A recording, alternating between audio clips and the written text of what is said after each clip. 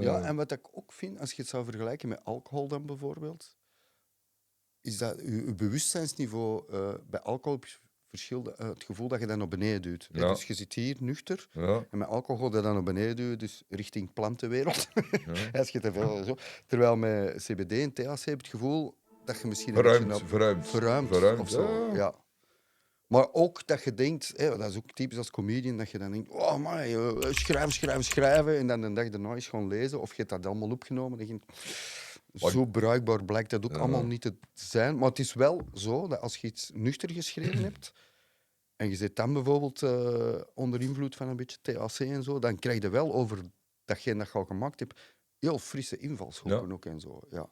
Dus zo was George Carlin, die zei van, die schreef, en dan zei hij ook een heel klein beetje, en dan is het punch-up time. Zo. En nog eens door die tekst gaan en van, hier en hier en hier.